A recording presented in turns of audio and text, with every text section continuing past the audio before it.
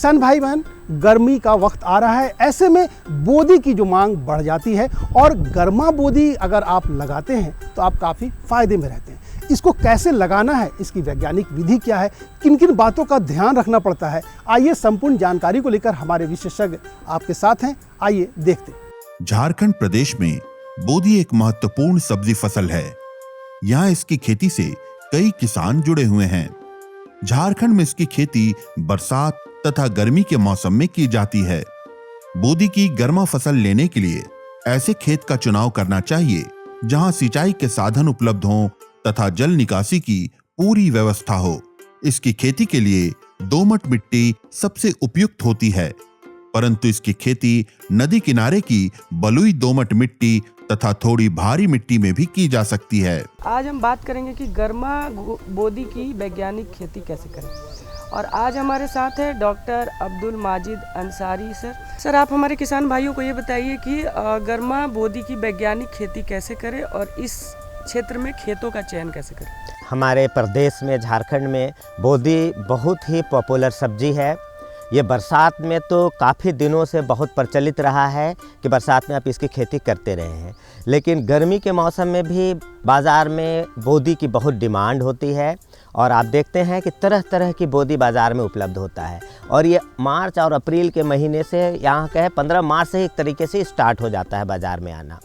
जाड़े में इसकी खेती हम नहीं कर पाते हैं क्योंकि ठंड से बोदी बहुत प्रभावित होता है, ठंड नहीं सहन कर पाता है। इसकी दो फसलें होती है, बरसाती फसल और गर्मा फसल। अभी हम बात करेंगे गर्मा फसल के बारे में। तो हम ये बताते चलिए, गर्मा फसल का जब आप चयन करते हैं तो इसमें सबसे महत्वपूर्ण होता है कि हम प्रभेद का चयन, कि किस तरह के प्रभेद का चयन करें और किस तरह के खेत का चयन करें। किसान भाइयों, बोदी के दो प्रकार के पौधे होते हैं, एक लत्तेदार और दूसरा झाड़ीदार। बोदी की गर्मा फसल लेने के लिए झाड़ीदार किस्मों का चुनाव करना चाहिए। इसके लिए कुछ प्रमुख प्रभेद हैं जिसे भारतीय सब्जी अनुसंधान केंद्र वाराणसी से विकसित किया गया है। इनके नाम हैं काशी श्यामल, आरका कोमल, काशी उन्नति, काशी गौरी, CP4, उषा कोमल तथा आरका गरिमा। इनका चयन कर इसकी सफलतापूर्वक खेती की जा सकती है। अब सवाल उठता है कि किस तरह के प्रभेद का आप चयन करेंगे। देखिए, बोदी में दो प्रकार के सब्जियां आती हैं, दो प्रकार की बोदी की पौधे होते हैं। एक लत्तर वाली, जिसे हम आमतौर पर बरसात के मौसम में लगाते हैं। दूसरा प्रभेद होता है झाड़ी वाला, जो बुश होता है, छोटा छोटा होता है, वो लत्तर की तरह नहीं बढ़ता है और इसको सहारे की ज़रूरत, झांकी की ज़रूरत या स्टेकिंग हम कहते हैं अंग्रेजी में, उस सहारे की ज़रूरत नहीं होती है क्योंकि ज़्यादा बढ़ता नहीं है। जैसे टमाटर का पौधा छोटा होता है, बैगन का पौधा होता है, उसी तरीके से इसका भी होता है। तो बोदी का झाड़ी नुमा जो ड्वार्फ टाइप है, बुश टाइप है, उसकी खेती हम गर्मा में करेंगे। इसके लिए कुछ महत्वपूर्ण प्रभेद हैं। वैसे बाज़ार में आपको प्राइवेट कंपनी के बहुत सारे उन्नतशील प्रभेद हैं, कुछ हाइब्रिड्स भी उपलब्ध हैं, लेकिन अगर आप कुछ सरकारी संस्था से विकसित कुछ बहुत अच्छे प्रभेद हैं, उनका अगर आप चयन करते हैं तो निश्चित रूप से आपको बहुत अच्छा इसका लाभ मिलेगा। उसमें से हमारा भारतीय सब्जी अनुसंधान केंद्र वाराणसी है, वहाँ से कुछ बहुत अच्छे प्रभेद विकसित किए गए हैं। उसको जैसे काशी श्यामल है, उसके अलावा आरका कोमल है जो बेंगलोर से विकसित हुई है, इसका आप कर सकते हैं। इसके अलावा काशी उन्नति है, काशी गौरी है, CP4 है। ये सब कुछ प्रभेद हैं जिसका आप चयन करके अच्छा सफलतापूर्वक इसकी आप खेती कर सकते हैं। गर्मा बोदी की खेती में कतार से कतार की दूरी 2 फीट तथा पौधे से पौधे की दूरी 15 से 20 सेंटीमीटर रखी जाती है। इसमें बीज दर 25 से 30 किलो प्रति हेक्टेयर होता है। फसल की अच्छी पैदावार के लिए इसकी खेती में 15 से 20 टन सड़े गोबर की खाद का इस्तेमाल करना चाहिए। फिर रासायनिक खादों में 40 किलो नाइट्रोजन, 80 किलो फास्फोरस तथा 40 किलो पोटास प्रति हेक्टेयर की दर से इस्तेमाल करना इसकी खेती के लिए बेहतर होता है। तो आम तौर पर जो झाड़ी नुमा है, गर्मा फसल है, इसका बीज दर थोड़ी नज़दीक में लगाते हैं, 2 फीट की कतारों पे लगाते हैं और पौधे से पौधे की दूरी 15 से 20 सेंटीमीटर रखते हैं। तो इसका बीज दर 25 से 30 kg प्रति हेक्टेयर की दर से लगेगा। इसका आपको ध्यान रखना है। अब दूसरी बात हुई कि कंपोस्ट कितना देंगे इसमें। कंपोस्ट प्रचुर मात्रा में देना होगा, ताकि मिट्टी की उर्वरक क्षमता भी बढ़ेगी और जल धारण क्षमता भी बढ़ेगी, फसल का पैदावार अच्छा होगा। तो इसके लिए आप 15 से 20 टन आप कंपोस्ट, जो सड़ा हुआ गोबर खाद है, उसकी आवश्यकता आपको पड़ेगी। अगर आप बर्मी कंपोस्ट देंगे तो बर्मी कंपोस्ट बहुत ज़्यादा देना होगा, महंगा भी पड़ेगा। हम लोग सलाह देते हैं कि अगर आपको कंपोस्ट उपलब्ध है तो पहले कंपोस्ट देने का प्रयास करें, उससे मिट्टी की उर्वरा शक्ति बाद के फसलों के लिए भी बनी रहेगी। अब है रासायनिक खाद की भी ज़रूरत पड़ेगी। ये ध्यान दें कि ये दलहनी फसल की जाती है, तो बहुत अधिक इसमें नाइट्रोजन की आवश्यकता नहीं होगी। इसमें नाइट्रोजन, फास्फोरस और पोटास की मात्रा की हम बात करें तो 40 केजी नाइट्रोजन, 80 केजी फास्फोरस और 40 केजी पोटास प्रति हेक्टेयर की दर से देना होगा। ये भी आप ध्यान रखें कि किसान भाई कि जब आप फर्टिलाइज़र की बात हम लोग करते हैं तो हम लोग नाइट्रोजन, फास्फोरस और पोटास के टर्म में बात कर देते हैं। ये हम आपको बता दें कि जो यूरिया में जो नाइट्रोजन होता है वो 45 से 46% होता है। जब डीएपी हम देते हैं तो उसमें 46% फास्फोरस होता है और 18% नाइट्रोजन होता है। ये आपको थोड़ा ध्यान देने की ज़रूरत है, नहीं तो आप डीएपी पोटास कैसे देंगे ये कन्फ्यूज़न ना हो। पोटास में 60% पोटास होता है, यानी आप अगर 100 केजी आप दे रहे हैं तो 60 केजी आपको पोटास मिलेगा। तो हमने 40 केजी पोटास देने कहा है, तो उस हिसाब से ही आप इसको करेंगे कि आप 65-66 केजी पोटास देंगे प्रति हेक्टेयर तो आपका काम चल जाएगा। आप अगर इसमें देंगे 25-27 केजी के आसपास प्रति एकड़ आपको ज़रूरत पड़ेगा, 27 से 28 केजी।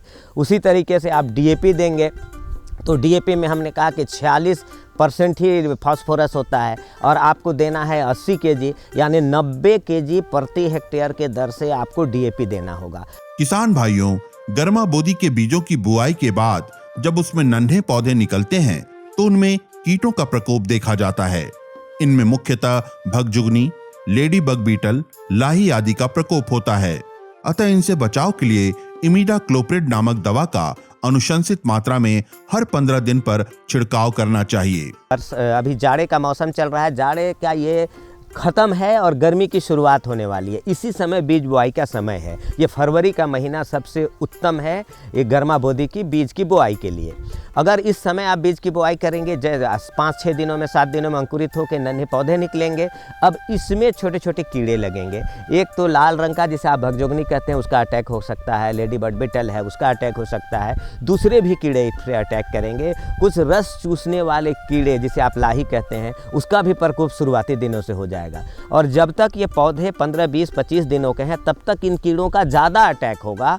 तो इस समय आपको अपने नन्हे पौधों को इन कीटों से बचाना बहुत आवश्यक है कि जैसे ही तापमान बढ़ना शुरू होता है वातावरण में कीड़े का भी प्रकोप ज़्यादा बढ़ता है। और अगर इस समय कहीं थोड़ी बारिश हो गई, बादल वाला मौसम हो गया, तब तो समझिए कीड़ों और बीमारी के लिए ये और अच्छा हो गया और आपके फसल को ज़्यादा नुकसान हो सकता है। इस तरह से यदि गर्मा बोदी की खेती की जाए तो किसान भाई इसका अच्छा उत्पादन ले सकते हैं और अपनी आय में वृद्धि कर सकते हैं।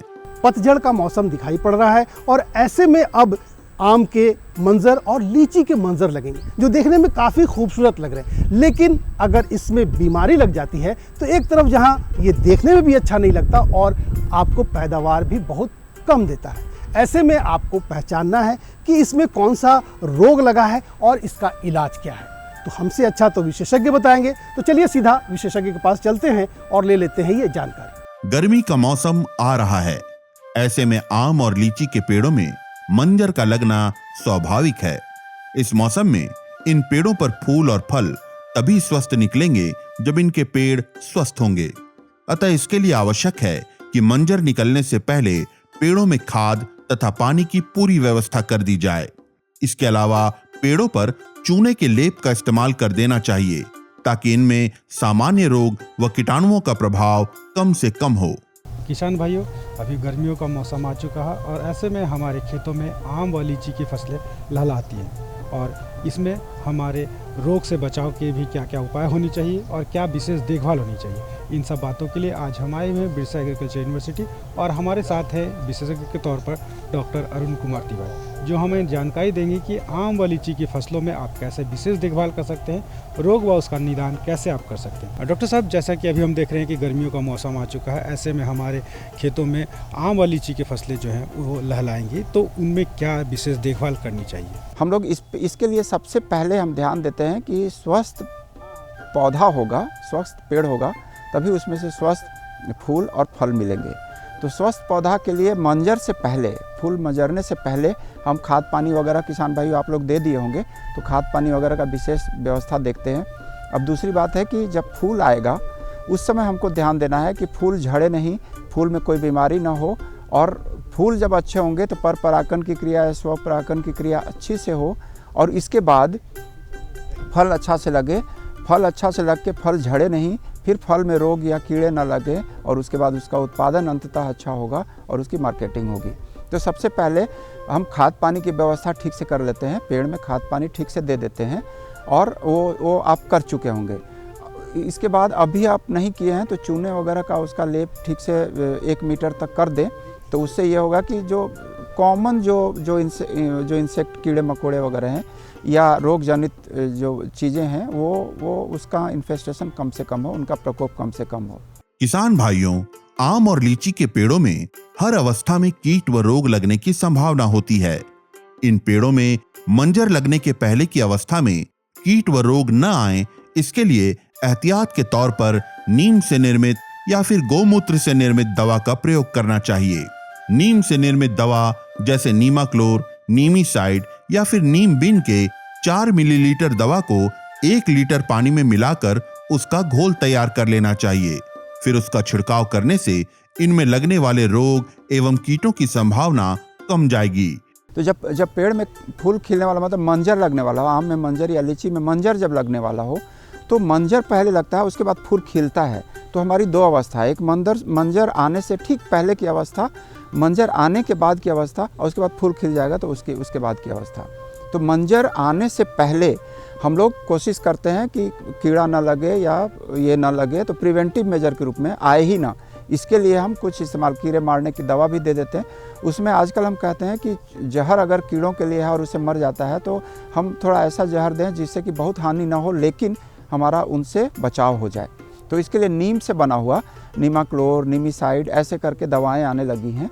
तो नीम या गौमूत्र वगैरह से उत्पादित किया हुआ कीड़े मकोड़े के मारने की दवा या रोग के लिए रोकने की दवा, ये हम लोग इस्तेमाल करते हैं। किसान भाइयों, आम के मंजर में लगने वाले प्रमुख रोग हैं झुलसा रोग। ये रोग मुख्यतः कवक की वजह से होता है। इससे बचाव के लिए कॉपर ऑक्सीक्लोराइड या कार्बेंडाजिम का पानी में अनुशंसित मात्रा में घोल बनाकर छिड़काव करना चाहिए। जब पेड़ में फूल लग जाते हैं और भंवरों की गतिविधि शुरू हो जाती है तो ऐसी स्थिति में कीड़े मारने की दवा नहीं देनी चाहिए।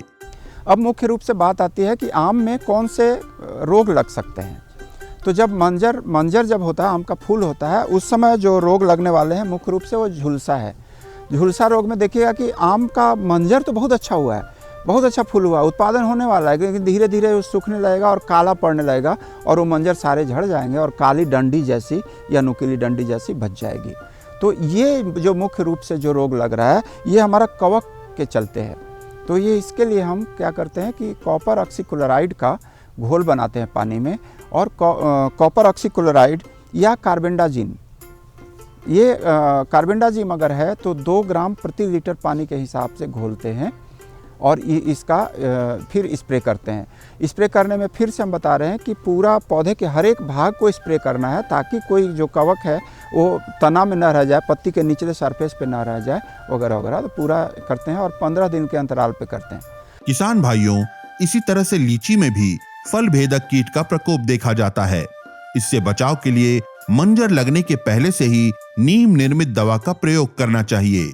इसके बावजूद यदि इसमें कीड़े लग जाते हैं तो इमीडाक्लोप्रिड नामक दवा के 1 मिलीलीटर को 1 लीटर पानी में घोलकर उसमें चुटकी भर वॉशिंग पाउडर मिलाकर उसका छिड़काव करना चाहिए। अगर कीड़े लग गए, और दूसरी बात आती है कि अब कीड़े लग गए तब क्या करें, या रोग लग गया तो क्या करें। तो दूसरा रोग जो लगता है या कीड़ा लगता है वो लीची में बहुत प्रोमिनेंट है, लीची फल वेदक। जैसे लीची पकने की स्थिति में है, आप डंठल से फल को हटाए तो देखिए उसमें कीड़ा, सफ़ेद कीड़ा लगा हुआ है, क्या खाएगा आदमी, वो जहर हो गया। तो वैसे जब फल छेदक जब कीड़ा लगता है तो उसके लिए हम विशेष रूप से कीड़ा मारने की दवा पहले से ही अगर देते रहें तो कीड़े का प्रकोप नहीं होगा। तो इसके लिए फिर से हम कह रहे हैं कि फूल आने से पहले से हम स्प्रे करना शुरू करते हैं, और नीम से बना हुआ।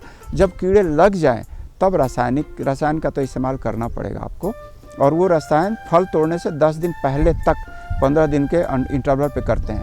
तो रसायन का नाम क्या है? रसायन का नाम है मुख्य रूप से इमिडाक्लोप्रिड। ये 0.7 मतलब अधिक से अधिक 1 मिलीलीटर प्रति लीटर, ये बहुत कड़ी दवा है। 1 मिलीलीटर प्रति लीटर पानी में घोल करके और उसमें टीपोल मिला देते हैं, 2-4 बूंद टीपोल, झाग हो जाए, ताकि आप स्प्रे करते हैं तो पानी लुढ़क जाता है, पत्ती से लुढ़क जाएगा, फल से लुढ़क जाएगा, तो उसमें चिपके, इसके लिए हम झाग वगैरह का तैयार करते हैं। तो इसके लिए टीपोल आता है, या अगर वो नहीं मिले तो 1 चुटकी वॉशिंग पाउडर, जो जिससे आप कपड़ा धोते हैं, 1 चुटकी वो ले करके आप उसमें डाल सकते हैं, और बढ़िया घोल बना करके हर एक 15 दिन के इंटरवल पे आप दे सकते हैं। इस तरह से यदि आम और लीची के मंजर की देखभाल की जाए तो इनमें लगने वाले रोग एवं कीटों की संभावना कम जाएगी तथा फलों का उत्पादन अच्छा होगा। निश्चित तौर पर इससे किसानों की आमदनी बढ़ेगी। किसान भाइयों, जानकारी हमें उम्मीद है कि अच्छी लगी होगी। सिर्फ अच्छी लगने से बात नहीं बनेगी, आपको इस पर अमल करना पड़ेगा, और अगर आप इस पर अमल करते हैं तो आपको काफ़ी मुनाफा दिखाई पड़ेगा। फिलहाल आज के लिए इतना ही, दीजिए इजाज़त। लेकिन जाने से पहले आप हमारा पता ज़रूर लिख डालिए। हमारा पता है कार्यक्रम कृषि दर्शन, कृषि प्रकोष्ठ द्वारा केंद्र निदेशक, दूरदर्शन केंद्र, रातू रोड, रांची। पिन संख्या 834001। तो हमें रहेगा बेसब्री से आपके खतों का इंतज़ार। तब तक के लिए दीजिए पूरी टीम को इजाज़त। जोहार, नमस्कार।